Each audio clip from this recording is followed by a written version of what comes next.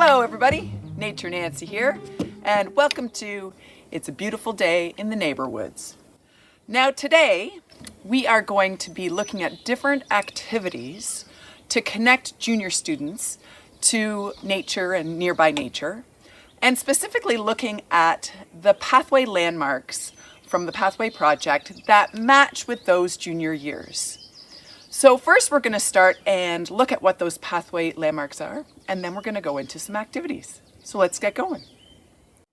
Number 13 is traveling by yourself or with a friend at least twice a week on a familiar route.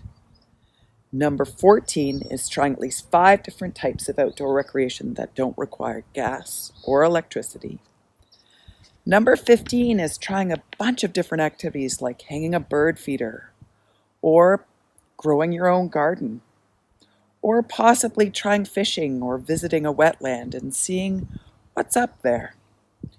Also, looking for insects or going to a nearby pond to look for an insect, or getting to know a habitat and visiting a forest, a meadow, or a wetland. Every living thing needs energy, so visit a place that uses 3 different types of renewable energy. When you're trying these new activities, include a sport, a craft, and a survival skill that don't require fossil fuels.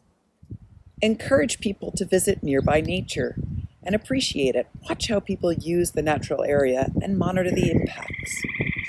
Explore biodiversity by finding out what lives in a wetland, a forest, or a meadow. Help to understand the relationship between living things and their habitats.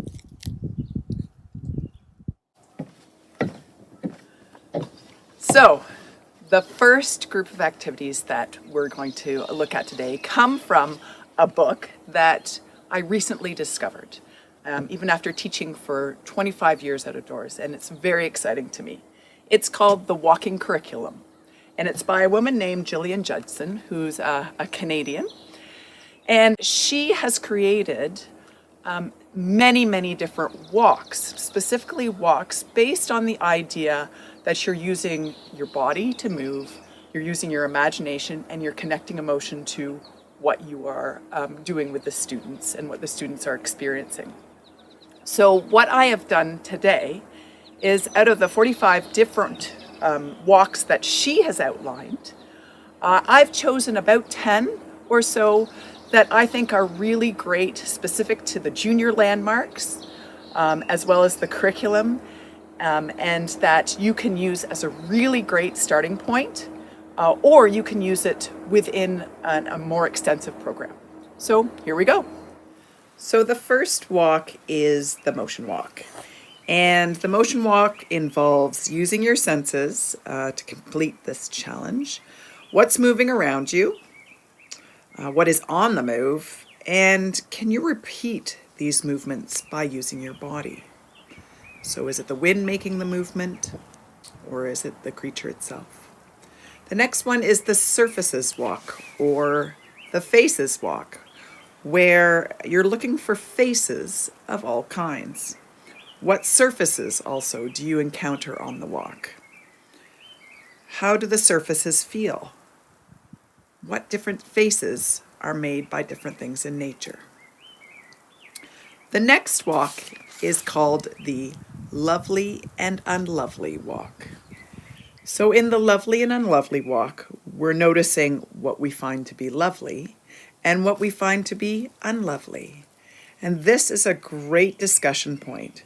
Why is it that we find certain things lovely and certain things unlovely? How do we perceive them? And what do these items do to contribute to the world around us, whether they are lovely or unlovely? This is a great discussion point for lots of junior students.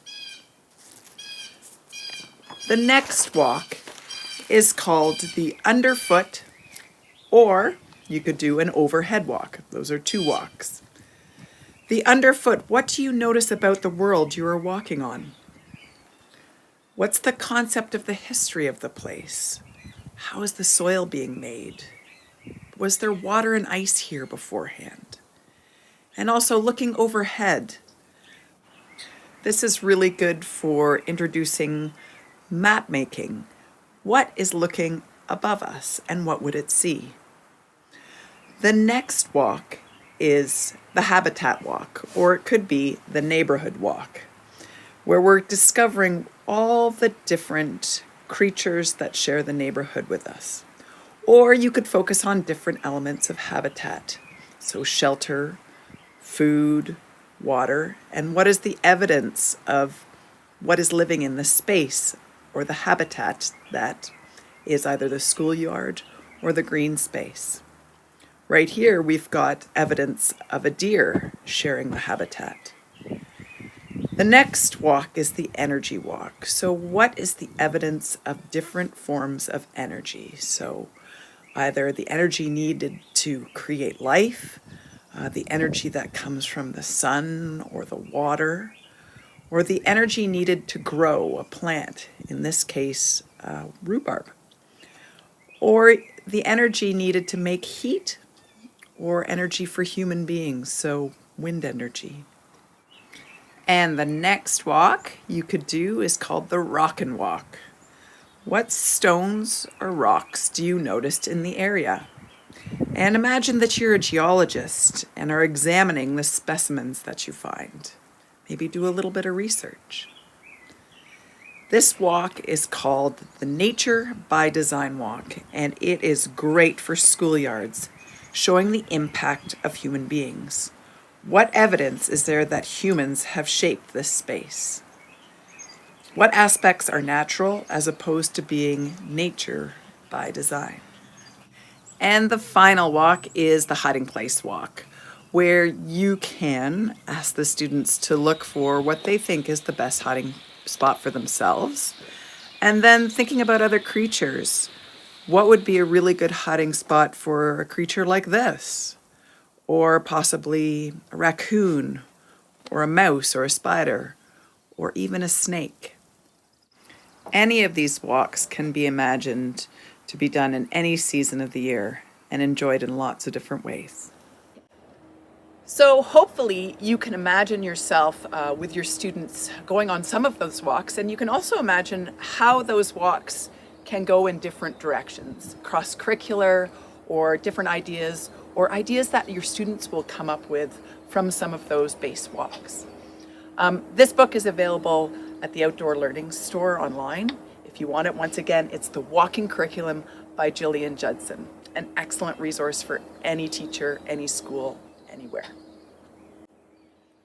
This activity is called map making, and it is really good for landmark number 18 and 19. 18 being learning about a local natural area, and 19 being about exploring biodiversity. And with map making, it would be a really good idea to do a couple walks before you start this activity. You could do a lovely, unlovely walk, or you could do a neighborhood walk, or you could do an overhead walk. So the students get very familiar with the natural area they're going to be asked to map. Once they've started their actual map, learning about different parts of a map, it would be a really good idea to do sort of overlay of looking at what are some of those creatures that live in the natural area, or what are some of the different parts of habitat for some of those creatures that are in that natural area. So here I have a couple of different examples of maps of a local park called Bernardo Park. So in this activity, I didn't just focus on landmarks and different parts of the map, but I also focused on what were some of the different elements of habitat here. So I looked at plants and creatures that live there, but I also looked at water sources and different possible shelter spaces. So this was my first map in Bernardo Park. An interesting activity to do would be to compare a different part of the same park or a different park altogether, looking at the elements of habitat and also looking at the different creatures you might see there. And the final activity could be creating an orienteering course, where the students take their own map, identify a few key features on their map, and then trade their map with another group and ask them to find those things on the orienteering course. It's a really fun way to finish up this unit. What kind of tree can fit in your hand? Palm tree. This game I'd like to share with you is called Freeze Frozen Critters. and it's a great way to teach about habitat. All you need is an open space, a bunch of hula hoops, some popsicle sticks, and a rope that shows you where the nest area is. So the students all start in the nest area, and here is where they're going to put their food. And what they want to do is they want to go to the opposite end of the field to get one piece of food, which is a popsicle stick. The only way they can stay safe and away from the fox is if they are either in their nest or in a tree, which is the hula hoop. Then they're going to make their way over to try and get a piece of food, and then make their way back all the way so that they can bring the food to the nest. If the fox tags a squirrel 3 times with the noodle throughout the whole game, then the squirrel needs to go to the squirrel graveyard and their game is over. And at the end of the game, you look in the bin and see how many pieces of food the squirrels were able to get over the game.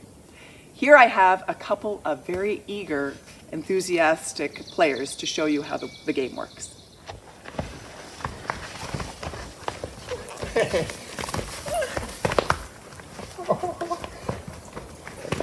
Did I die? Yeah. Yes.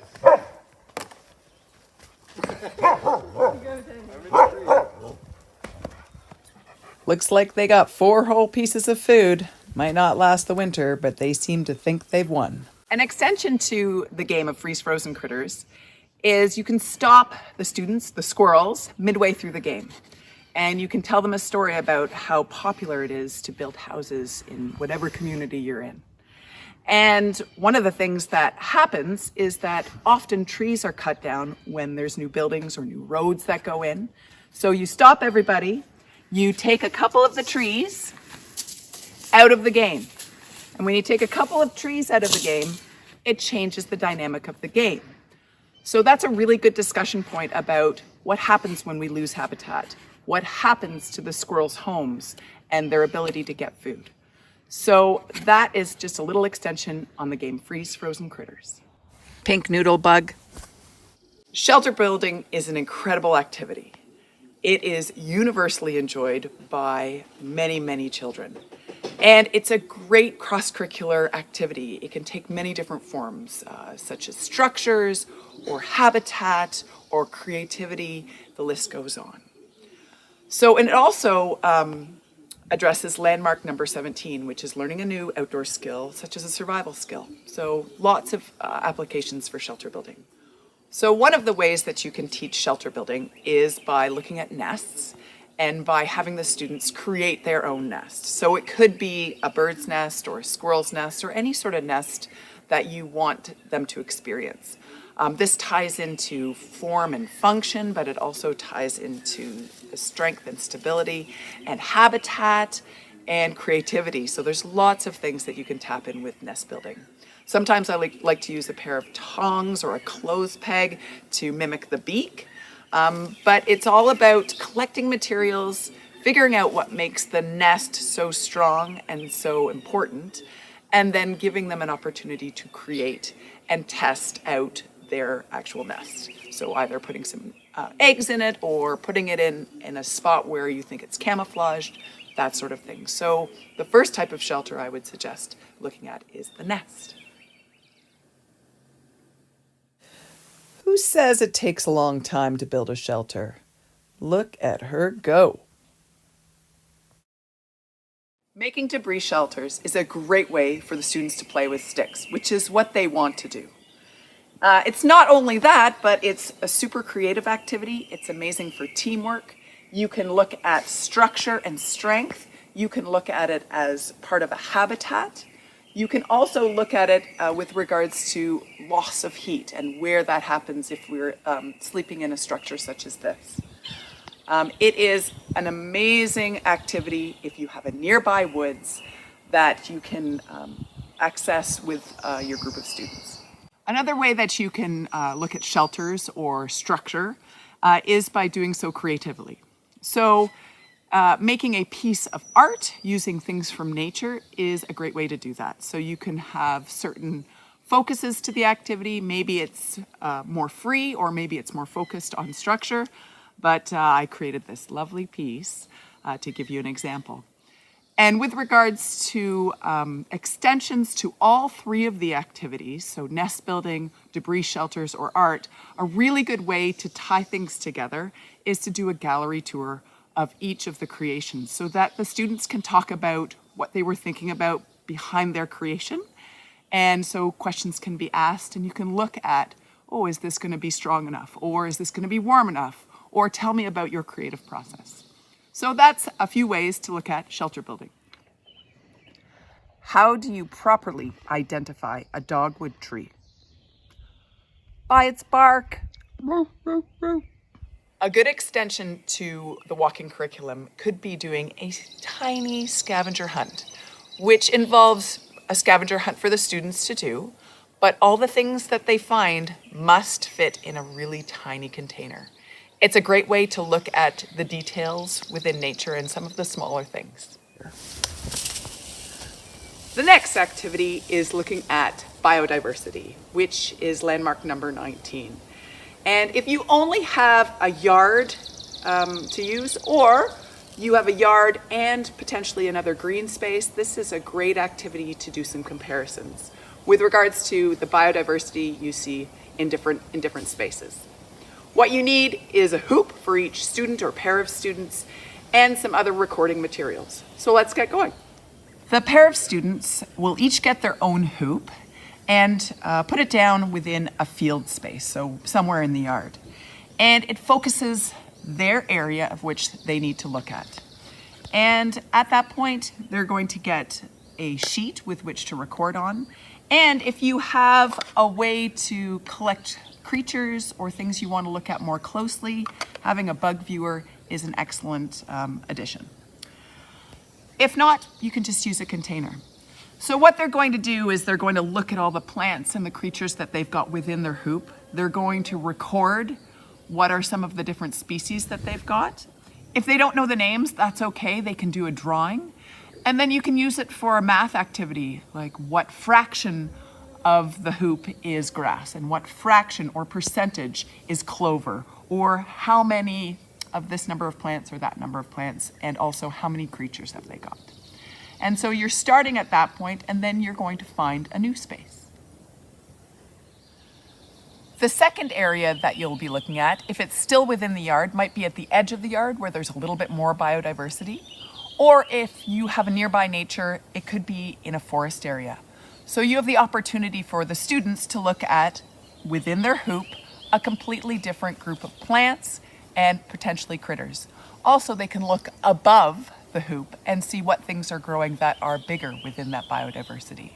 So they'll see a big difference between the yard space and the second space, which is either in maybe in a meadow or a forest or even at the edge of the yard. And you can talk about the comparison. So that's schoolyard biodiversity. So here's an example of two sheets you could use for the two areas that you are going to compare in the schoolyard biodiversity activity.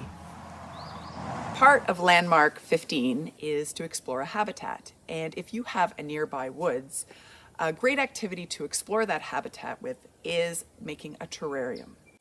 And each student can make their own terrarium, or you could make several for the class. A great resource for lots of activities, but especially for terrariums in this case, is the Big Book of Nature Activities by Jacob Rodenberg and Drew Monkman. And in it tells you step by step how to make a terrarium. And that's what we're going to do right now. The good thing about terrariums is that you can focus on many different aspects of the terrarium. So for example, you can look at soils and the layers of soil, or you could look at habitat and what's in this microhabitat. And also you can look at some biodiversity, so looking more closely within the forest. In order to make a terrarium, there's a few items that you will need that are really easy to get. You need some sand, some carbon, which you can get from a pet food store or a pet store. You need pantyhose, an elastic, and you need a jar, so it could be a glass jar, or it could be a plastic container, something that's clear. And it really helps to have some sort of spray bottle of water, some sort of source of water. So you can see here that you need to create a layer within your terrarium. The bottom layer is either small rocks or sand, and that allows for the filter or the drainage of the water. Then you've got a very thin layer of the carbon. So this is what you can get at a pet store actually. And then you have a couple inches of soil from the bottom of the forest. And that creates the space with which to plant and bring some items. So what I've found at the bottom of the forest is this rotting stick that actually has some lichen on it. I've found and actually retrieved a couple of plants that have their roots in them, some moss, and a rock. And in this case, this will probably fill up the whole terrarium. Remind the students to protect the root in the soil and that no big creatures should be living in their terrarium. So here I have my beautiful terrarium. And once you've created the terrariums with the students, they can take them back to the class and make sure they're out of direct sunlight. The other thing that you need to remember is to keep them moist. So having a spray bottle is really important. So you take off the pantyhose, you spray them down, making sure things are still living and moist, and then you keep the pantyhose back on the top. And I often do this in the fall because they can have them throughout the winter in the class, and then in the springtime you can take back the items back to the forest that you got them from. So that is terrarium's really, really enjoyable activity. What did the limestone say to the geologist? Don't take me for granite. So here I am with my grade 4 class, and we're about ready to go and do some rewilding activities, which directly relates with landmark 15, establishing a sense of place and belonging. And these activities that we are going to do allow the students to connect with a place and are really important for developing that stewardship to the land and to each other. So here we go. Our first rewilding activity is called Sit Spots. And as you can see, my class is separated within a natural nearby area, and they each have their own spot with which to sit. And the sit spot is a really great activity, but it takes a while to get the students comfortable with it. So one of the activities you could do before you do sit spots is sort of like a hide and seek game or a camouflage game to get the students comfortable with that area.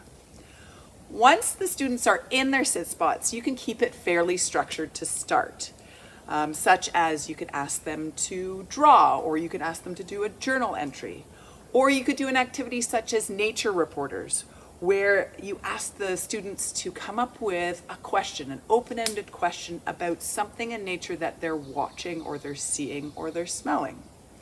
And that's nature reporters.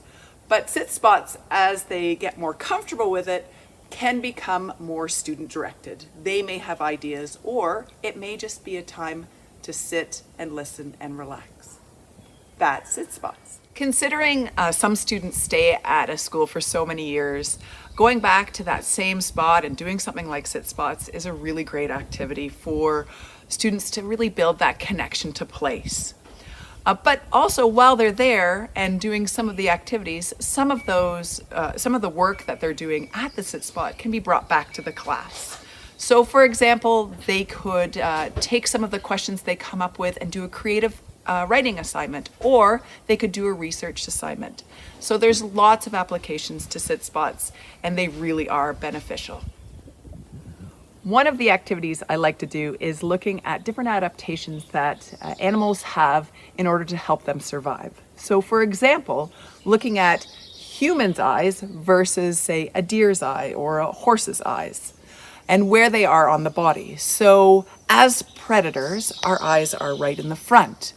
We need a good focus, we need a sense of depth perception, and it allows us to really be a really good hunter. However, if you're a deer, your eyes are on the side of your head, and so you can see a lot more, but you can't see the detail. but you do see a lot more movement. And as prey, who are always being aware of making sure that they're staying safe from their predators, that adaptation is really important. So one of the activities I like to do to start is looking at what our peripheral vision is used for. So it's not very detailed, but it's good for movement. And you can use this activity to introduce it, where you have the spot, your hand stopped or your finger stopped, where you can actually see them. And it shows students where their peripheral vision is. The next activity is fun if you have a little bit of a forest nearby. In this game, you're going to ask the students to use their peripheral vision. So most of the class is going to find a really close hiding spot just off a trail into the forest. And then there's going to be a couple of students who are going to walk straight down that trail, not looking side to side, but using their peripheral vision to see how many of their friends they can see. So as they're walking down the trail, looking straight ahead, they may see a couple of their friends. So those were a few rewilding activities that you could do with your students, and there are so many more. And they can be done any time of year, in any space, to connect the children to nature. Thank you so much for coming to It's a Beautiful Day in the Neighborwood. And also, thanks so much for all that you do with kids and for taking them to learn outside. See you soon.